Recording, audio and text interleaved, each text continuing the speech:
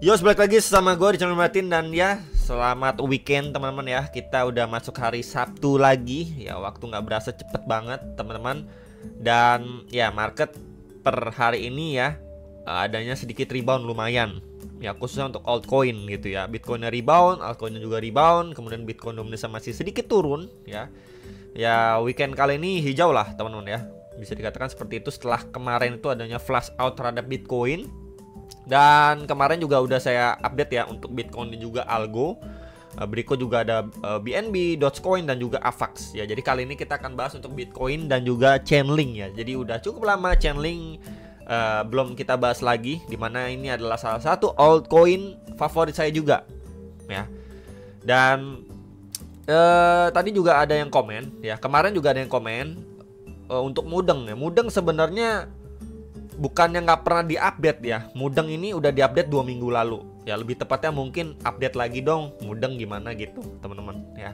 Ini ada Pinat dan Mudeng juga 2 minggu lalu ada saya update gitu. Jadi bukan sama sekali nggak ada ya. Cuman mungkin teman-teman ke skip. Jadi kalau memang mau coba lihat ya, lihat dulu di bagian video. Kalian scroll nih, ada nggak pembahasannya selama 1 bulan terakhir teman-teman ya. Kemudian ada juga yang komen kalau misalkan request ya untuk saya itu ngebahas dari pakai PRIDR rupiah teman-teman. Jadi sedikit nostalgia ya. Jadi dulu itu awal-awal banget saya masuk di dunia kripto itu lewat Indodax ya. Paling gampang apa ya, lihat rupiahnya dulu ya, karena saya jujur belum terbiasa ya menggunakan USDT atau per dolar teman-teman. Kan USDT itu adalah perlambangan dolar digital ya. Dan di Indodax itu juga udah ada kok per USDT-nya ya dalam bentuk dolar. Dan juga kalau misalkan kamu beli misalkan Bitcoin per USDT, berarti kan dari rupiah yang kamu top up, kamu harus beli USDT-nya dulu. Berarti kamu harus beli dolarnya dulu, baru kamu bisa beli Bitcoin yang per USDT. Kan simpelnya seperti itu. Nah untuk perihal saya ngebahas dalam bentuk rupiah ya, setelah berjalannya waktu ya, kita udah lewatin 4 tahun ya, saya lebih memilih untuk pakai per USDT atau dolar. Lebih general teman-teman ya. Orang-orang yang mungkin mau menggunakan pembelian di exchange lain, nggak mesti di Indodax, itu bisa ya melihat analisa dari yang saya bagikan. Karena lebih universal ya. Mungkin orang Indo yang ada di luar negeri, mungkin juga orang luar negeri juga sekalipun gitu ya, melihat analisa menggunakan per dolar itu lebih bisa diterima. Nah gimana dong? Berarti nggak bisa kebagian cuan dong yang main pakai per IDR atau rupiah? Bisa ya. Kenapa nggak bisa? Selama koinnya sama itu bisa, walaupun pernya berbeda ya. Selama Bitcoin ya udah, mau per USDT mau per rupiah dan lain sebagainya bisa teman-teman ya.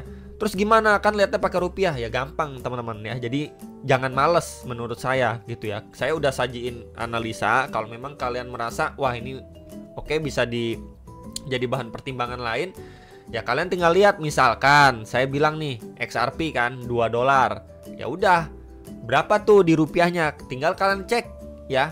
Nih USDT berapa nih ya, kita lihat 15.856 ya, tinggal kalian kali aja $2 dikali berapa nih USDT-nya per rupiahnya, ya udah tinggal dapet kan. Oh ternyata 38.400-an rupiah ya. Kayak gitu, sesimpel itu teman-teman ya. Jadi memang mau nggak mau kalian harus mencoba ya, belajar yang namanya per USDT. Sama seperti makin lama orang itu harus belajar yang namanya bahasa Inggris ya. Kita nggak bisa kekeh juga misalkan keluar negeri dengan pure pakai bahasa Indonesia, kemana-mana ngomongnya cuman pakai bahasa Indonesia ya. Walaupun memang udah ada Google Translate, tapi setidaknya bisa ya, setidaknya basic-basicnya itu mesti bisa ya. Jadi kalau misalkan USDT ini juga bisa dibilang basic banget ya. Jadi udah disajiin makanannya ya, kalian harus suap pakai sendok dan tangan kalian masing-masing juga gitu ya. Jangan sampai udah saya kasih makanannya terus suapin juga dong, kalian tinggal mangap doang ya. Jadi nggak kayak gitu juga konsepnya. Jadi saya berharap juga teman-teman bisa lebih berkembang juga, lebih belajar juga. Dan ini hal yang sangat-sangat basic ya. Ini hal-hal yang sangat-sangat basic, tinggal dikali kok. Kalau bingung cara kaliannya ya, rumit kali-kaliannya, pusing kali-kaliannya, pakai kalkulator. Sesimpel itu kok. Cuman luangin waktu mungkin beberapa detik aja, kamu ngecek, terus kamu lihat analisa, kamu kalikan doang. Udah sesimpel itu ya. Jadi memang kita harus berjalan bersamaan gitu. Misalkan dari saya kasih analisa, dari kamu misalkan yang masih tetap bermain dari per IDR juga menggunakan kalkulator ya. Saya juga ada kok, tetap ada muatan di Indodax ya, dan juga di exchange luar, jadi double gitu ya. Saya menggunakan 2 exchange yang mana saya tetap menggunakan per IDR juga, tapi juga lebih banyak menggunakan yang per USDT atau dolar ya. Jadi itu sedikit intermezzo. Jadi buat teman-teman, bukannya saya nggak mau berbagi info berarti nggak bisa profit dong yang main di Indodax, berarti nggak bisa profit dong yang main di per IDR. Bisa, kenapa nggak bisa? Koinnya sama kok, cuman pairnya doang yang berbeda, tinggal dikalikan doang dan sama juga teman-teman ya. Jadi ya itu mungkin yang komen pemain baru ya, nggak heran karena selama saya 4 tahun belakangan kayak gini udah nggak ada yang komen kayak gitu ya. Udah memang belajar masing-masing juga, basic kayak gini doang gitu ya. Ya teman-teman, itu sangat-sangat basic ya. Oke, kita langsung lihat dulu untuk altcoin season index ya, masih berada di level 86 ya. Jadi sama seperti pembahasan saya yang nanyain ini gimana nih, udah mentok nih, nanti kalau 100 gimana. Kan kemarin juga udah saya sharingkan gitu ya, dimana kalau kita masuk bull run, alt season, itu sangat wajar ya kita melihat level altcoin season index ini berada di atas level 80 ya selama 1-2 bulan ke depan ya. 80, 90, 95, 98, 100 sangat wajar guys ya, tuh sangat wajar ya. Jadi nggak ada yang perlu ditakutkan ya. Berikut juga Fear and Greed Index juga, waktu itu juga udah saya bagikan juga, udah saya sharingkan juga berdasarkan history bagaimana. Jadi kalau misalkan di atas level 80 terus kenapa gitu loh ya, oh dia udah greed, dia extreme greed, nanti tunggu di extreme fear ya. Gimana guys ya, kita masuk all season, kamu berharap masuk ke extreme fear lagi ya, tunggu nanti bearish time ya. Ketinggalan kereta lagi kamu sekarang, wah nanti tunggu deh, tunggu ya, bener-bener masuk ke bearish time, mau nggak mau nunggunya, bukan di sekarang ya. Sekarang itu ya memang waktunya kita memanfaatkan investasi kita di altcoin maupun Bitcoin untuk kita bisa cicil jual ya. Nanti seiring berjalannya waktu, ketika memang masa bull ini udah selesai, baru nanti fear and greed-nya juga berangsur turun, masuk ke extreme fear, dimana itu menandakan udah market panik, takut banget, dan kita memasuki fase bear market ya. Kemudian kita lihat juga untuk Ethereum ETF flow-nya ya. Overall kalau kita refresh dulu ya teman-teman, sekarang kan tanggal 7 ya. Nah ini terakhir di tanggal 6 pun masih inflow tuh ya. So far so good kok, masih inflow. Kemudian kita lihat untuk Bitcoinnya sebentar ya, tanggal 6 Desember juga masih inflow tuh. Jadi memang dari institusi ini mendorong untuk Bitcoin dan Ethereum itu merangkak naik teman-teman ya. Khususnya Ethereum sih, dari kemarin-kemarin kan lemes nih ya, sebelum-sebelumnya lemes, tapi ya sudah per 22 November sampai per hari ini udah inflow teman-teman. Jadi memang ini tren positif. Semalam juga Ethereum udah hit $4.000, jadi ya hopefully lah di bulan ini Ethereum setidaknya bisa visit ke $4.500. Kemudian kita lihat untuk Bitcoin dominance secara daily juga, ini juga sudah berangsur turun ya. Reject kemarin adanya pemantulan ya sampai di 56% aja, kemudian reject lagi. Overall masih satu aja di sekitar 55,4%, 55,1% nih, masih satu di sini. Jadi memang expect-nya adalah dia perlahan turun, breakdown yang ngejar ke 53 sampai 54% nih ya. Jadi kalau ini terjadi ya kita masih mendapatkan booster untuk altcoinnya. Dan secara gambaran besarnya pun kita, ataupun saya pribadi melihat untuk si Bitcoin ini turun ke testing level 50% ya, 49 sampai 50% nih. Dimana ini angka psikologis juga menjadi batas juga untuk pergerakan Bitcoin dominance, dan ya hopefully kita bisa menikmati di bulan Desember sampai Januari nanti ya. Kemudian kalau kita lihat untuk Bitcoin secara daily memang kemarin ini saya ada sampaikan ya. Di sini dia udah break out dari trendline resistance-nya, dimana ini ada triangle pattern, adanya flash out atas bawah ya. Kemudian dia membuat range, dan ya kemarin ada saya sampaikan setidaknya dia sideways aja dulu, ini bagus untuk altcoinnya. Tapi yang kita lihat adalah malah dia nge-spike ke atas nih sampai $102.000 kembali, dan ya closingnya di 99.800-an dolar, which is nice teman-teman ya. Yang tinggal kita lihat untuk si Bitcoinnya, kalau memang kita lihat dari perspektif seperti ini ya, adanya terakhir indikasi grab likuiditas bagian bawah dengan panjang seperti ini ya. Kemudian juga disusul dengan adanya break ya terhadap trendline resistance ini, more or less ya dia break ya, adanya retest untuk dia lanjut naik ya, ngejar ATH baru 108 sampai 110.000 ya. Dan minggu depan juga ada news event penting ya untuk PPI, CPI Kemudian nextnya lagi ada Fed untuk apakah dia pause atau cut rate, dan ya itu bisa mendukung ya untuk market makin hijau kembali. Ya hopefully lah teman-teman. Ya jadi untuk secara daily sebenarnya nggak ada banyak perubahan untuk si Bitcoin gitu ya. Dan ya palingan kita lihat lebih detail di time frame hourly aja 4 jam ya. 4 jam kemarin ada saya sampaikan setelah dia berhasil closing di atas trendline resisten ini, dimana ini terakhir kali adanya channel juga ya. Dia close di atas ya, berangsur nanjak naik, disusul juga dengan news event tadi malam ya. Dia mampu tes di area supply di 101 sampai 102 ribu, dan akhirnya ya mendapatkan rejection nih. Kalau misalkan teman-teman mau lihat time frame 1 jam yang lebih detail, nah ini ya, either dia koreksi sedikit sebelum mantul atau dia lanjut mantul, dan ya ini udah ke fill teman-teman ya, area supply terdekatnya di sini. Kemudian adanya rejection. Nah, posisi sekarang teman-teman, posisi saat ini coba saya geser sedikit ya. Kemudian kita lihat di sini. Ini adanya area demand. Nah, demand secara time frame 1 jam. Nih, ini 1. Kemudian ini kedua. Ya, areanya deket-deketan, tipis-tipis, teman-teman. Ya. Ini pertama di sekitar 99.000, kemudian kedua itu di 97.700-an dolar. Area terdekat resisten di sini tetap ya di 101 sampai 102.000. Nih, yang nanyain ya. Jadi palingan teman-teman bisa perhatikan, karena ini weekend sekali lagi, either memang si Bitcoin di sini sideways di sini-sini aja ya, atau dia mengambil sedikit lebih bawah teman-teman before dia mungkin mengalami rebound kembali. Ya, jadi range bermainnya tuh di 97.700 sampai 102.000. Range bermainnya, range sideways-nya. Ya karena memang sudah weekend juga, ya kita nggak bisa expect dia rebound kenceng dan lain sebagainya. Mungkin adanya rebound atau koreksi tipis ya bermain di range area ini.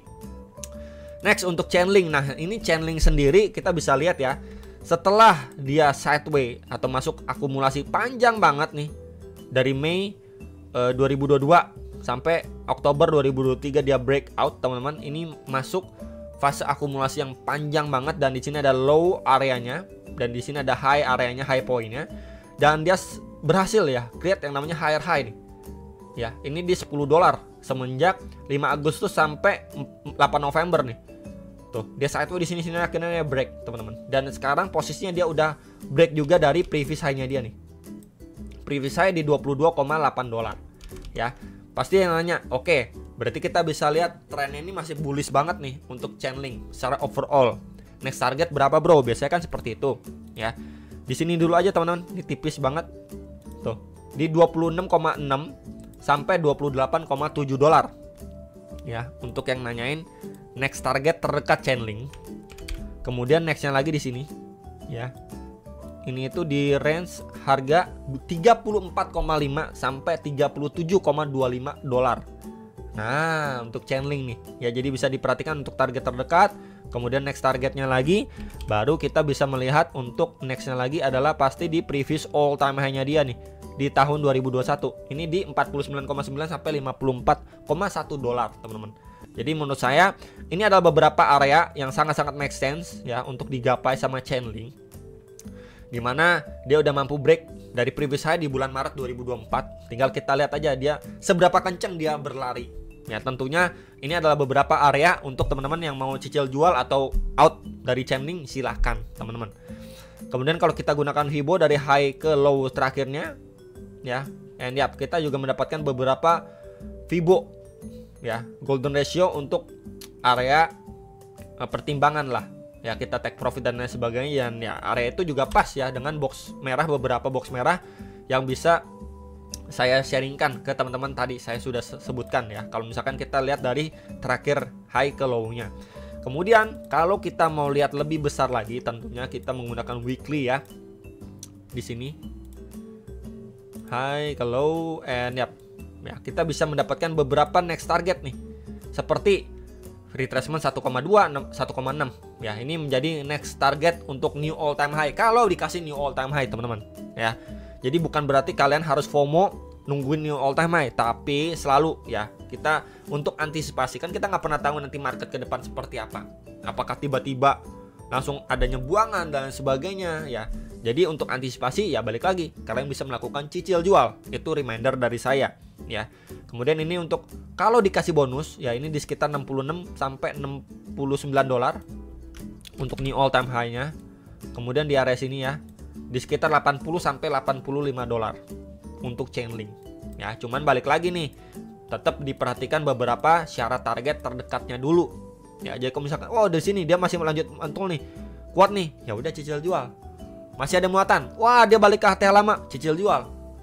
Nah, mungkin porsinya tinggal sedikit, wah dikasih bonus, ya udah teman-teman. Ya, ataupun teman-teman yang mungkin gue takut nih nanti kena banting dan lain sebagainya, dia naik lagi nih, gue out full, nggak masalah. Ya senyamannya kalian teman-teman, oke? Jadi clear ya. Kita lihat di time frame 4 jamnya, di sini adanya rejection ya teman-teman, strong. Setelah sebelumnya kita bisa lihat juga secara 4 jam dia memang sudah break ya di sini. Tuh, dari channelnya atau falling wedge-nya dia udah break, teman-teman. So, kalau memang dia mampu take out ya di atas 28,7 dolar, itu menjadi syarat area di sini. Ya, ini menjadi syarat area untuk Chainlink. Kalau dia mampu bablas dari level area tersebut, baru nextnya kita bisa ngomongin di 35 sampai 37 dolar. Tapi selama area ini belum mampu ditembusin sama Chainlink, maka ya probabilitas untuk Chainlink lanjut koreksi itu besar. Ya, itu yang perlu diantisipasi sama teman-teman sekalian. Kemudian ini adalah low area sebelumnya yang bisa menjadi area pantauan nih. Ya, untuk Chainlink. Teman-teman. Sebentar ya.